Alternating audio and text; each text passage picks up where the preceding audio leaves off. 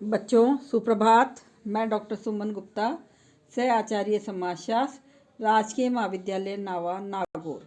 बच्चों, आज हम करेंगे व्यक्ति और समाज के बीच संबंध, पारस्परिक निर्भरता। इस बात को शुरू करने से पहले बच्चों मैं आपको कुछ उदाहरण दूंगी जिसमें बच्चों को कारणवश समाज से दूर रहना पड़ा या दूर रखा गया और उसके बाद उसके सामाजिकरण की प्रक्रिया को देखा गया। उसकी चर्चा हम करेंगे कि कितना इफ़ेक्ट आता है व्यक्ति के समाज में रहने के बाद उसकी व्यक्तित्व में।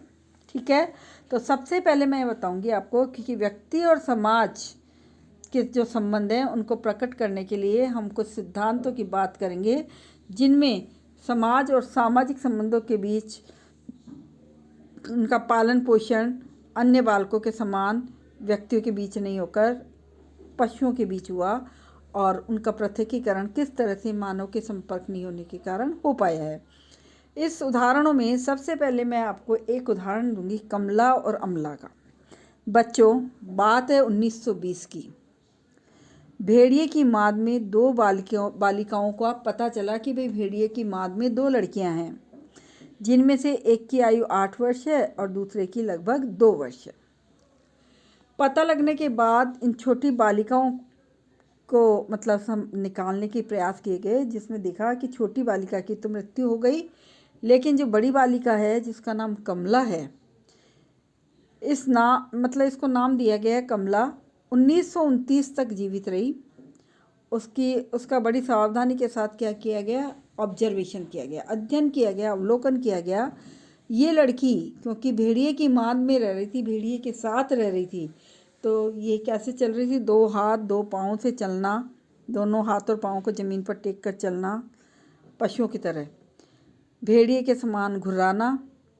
मनुष्य की जैसी उसकी भाषा नहीं थी, बोल नहीं सकती थी, उसमें कोई भी मनुष्य का गुण विद्यमान नहीं था।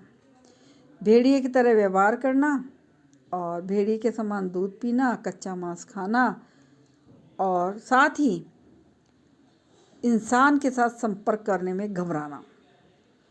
तो ये स्थिति थी उस लड़की की। फिर क्या हुआ, इस लड़की को भेड़िए की मांस से बाहर निकाला गया। जैसे ही निकाला गया तो उसको इंसान से डर लग रहा था, वो दूर भागती थी। बाद में उसको सहानुभूतिपूर्ण प्रशिक्षण दिया गया और प्रशिक्षण देने में उसकी फिर सामाजिक आदतों को डेवलप किया गया। कुछ समय के बाद उसने बोलना, वस्त्र पहनना, मनुष्य से बातचीत करना, मनुष्य के समान भोजन करना, ये सारी चीज़ें उसने सीखी। अर्थात समाज से दूर रहने पर उसने जानवरों के साथ रहने पर जानवरों जैसी बात ही सीखी। बच्चों, एक उदाहरण और दे रही हूँ मैं बालिका अन्ना का। बालिका अन्ना जो है 1938 में अमेरिका में अन्ना नाम की एक अवैध लड़की का पता चला। 6 महीने की आयु से 5 वर्ष तक के लिए मानव संपर्क से पृथक एक कमरे में बंद रखा गया। पृथकीकरण के इस काल में उसे कुछ भी नहीं सिखाया गया, किसी भी मनुष्य के संपर्क में नहीं आने दिया। इस अन्ना नाम की लड़की का जब पता चला कि ये बोल नहीं सकती है और नहीं चल सकती है, इसमें किसी भी प्रकार के मानवोचित गुणों का विकास नहीं हो पाया है, ऐसे में उसे सावधानीपूर्वक सिखाने का प्रयास किया गया। भेड़िए के बच्चों कमला और अमला की तुलना में मानव व्यवहार इसने जल्दी सीख लिया, लेकिन इसकी मृत्यु हो गई 1942 में।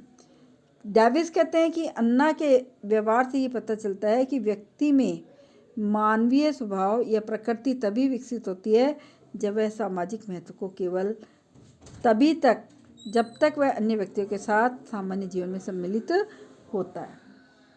इसके बाद बच्चों हम बात करेंगे कि एक और इसाबेला की बात।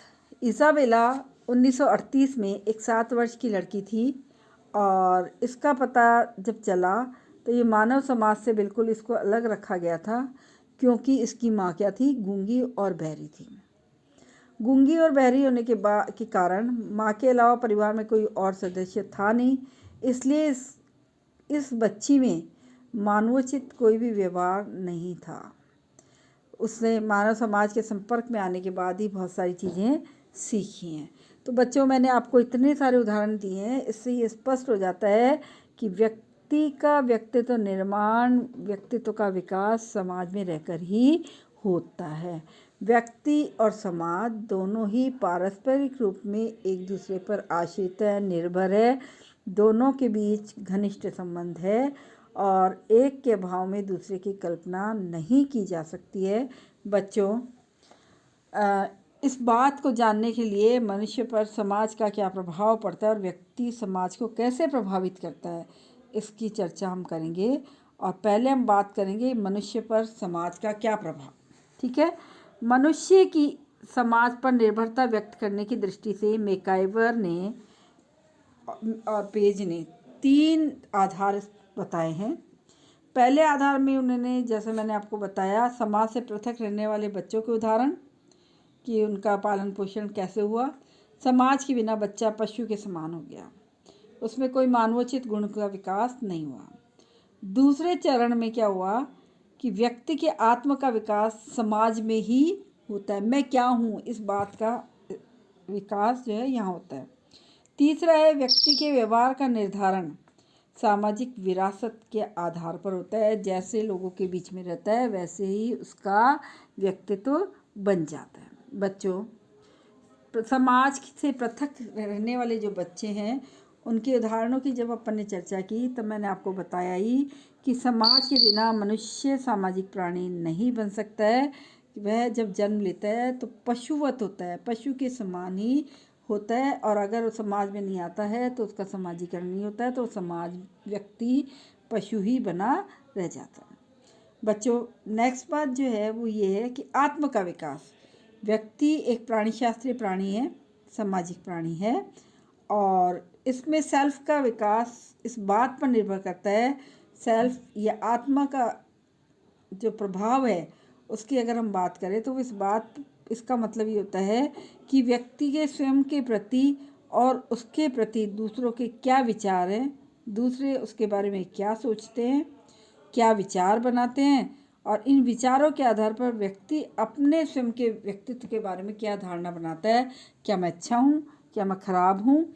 ऐसा मनुष्य आत्म के विकास के कारण एक पशु से सामाजिक प्राणी बन जाता है, और मनुष्य अन्य लोगों के साथ रहकर विभिन्न समूह के सदस्यों के साथ जो व्यवहार करना है वो वहाँ पर जाकर वो सीखता है। बच्चों, ये व्यवहार किस प्रकार के व्यवहार की आशा की जाए, उसे कैसा व्यवहार करना चाहिए, कैसा व्यवहार सीखना चाहिए, इस प्रकार समाज के अन्य लोगों के बीच बालक के आत्म का क्या हो जाता है, विकास होता है, स्वयं का विकास होता है कि मैं क्या हूँ। इसके बाद व्यक्ति और सामाजिक विरासत पर निर्भरता। बच्चों, मैकाइवर पेज का कहना है कि मनुष्य न तो अपने आप में प्रारंभ है और ना ही अंत, बल्कि सामाजिक जीवन के कार्यक्रम की एक कड़ी मात्र है। वह एक समाजशास्त्रीय प्राणीशास्त्रीय सत्य है कि वास्तव में मनुष्य सामाजिक विरासत की देन है। विरासत के साथ हमारा संबंध बीज के जमीन के साथ संबंध से भी अधिक है। सामाजिक विरासत, या यूँ कहें हम सामाजिक संस्कृति के आधार पर ही हमारे विश्वास, मूल्य, मनोवृत्तियाँ, प्रवृत्तियाँ पनपती हैं। इस आधार पर हम ये कह सकते हैं कि अपने समाज की परंपरा, प्रथा, आचरण संबंधी नियमों से परिचित व्यक्ति जो है इसके माध्यम से ही हो पाता है। उसकी जो धारणा है वो भी इन विचारों के आधार पर ही तैयार की जाती है। तो इस तरह से हम कहेंगे कि हम पशु से मानव बन जाते हैं समाज में आकर। अंत में जो बात करेंगे वो करेंगे समाज पर मनुष्य का प्रभाव। बच्चों, जिस प्रकार समाज के बिना व्यक्ति का महत्व नहीं है, ठीक उसी प्रकार व्यक्ति के बिना समाज का भी महत्व नहीं है। मनुष्य के बीच सामाजिक संबंध स्थापित होते हैं, समाज का निर्माण होता है। मनुष्य अपनी आवश्यकता की पूर्ति के लिए एक दूसरे से संपर्क में आते हैं, अंतःक्रिया करते हैं और इस तरह से सामाजिक संबंधों का निर्माण करते हैं। वे सामाजिक संबंध ही तो समाज का आधार है। व्यक्ति संस्कृति का निर्माता है और उसने अपने चिंतन, मनन, सोच, विचार, अनुभव एवं प्रयास के आधार पर संस्कृति का क्या किया है, विकास किया है। तो बच्चों, इस तरह से हम ये कहेंगे कि जिस संस्कृति का भौतिकवाद की ओर ज़्यादा झुकाव होता है वह समाज उतना अधिक जटिल होता है और अधिक जटिल प्रकार का होगा, और ज़्यादा झुकाव होगा तो वह समाज का उतना ही जटिल प्रकार का होगा। और इसके विपरीत जिस संस्कृति का अध्यात्मवाद की ओर जितना ज़्यादा झुकाव होगा, समाज उतना ही अधिक क्या हो जाएगा, सरल बनेगा। जैसे जैसे किसी समाज विशेष की संस्कृति बदलती रहती है, वैसे वैसे समाज भी परिवर्तित होता रहता है। तो बच्चों, इस तरह से हम कहेंगे आज अंत में कि यहाँ जहाँ व्यक्ति के विभिन्न समाज जहाँ व्यक्ति के लिए समाज अत्यंत आवश्यक है, वहाँ समाज के लिए व्यक्ति भी क्या है, समान रूप से आवश्यक है। दोनों में पारस्परिक निर्भरता पाई जाती है, एक के बिना दूसरे का अस्तित्व नहीं है। तो बच्चों, आज अपना ये चैप्टर कंप्लीट होता है और कल हम नया चैप्टर शुरू करेंगे। आज के लिए इतना ही। धन्यवाद।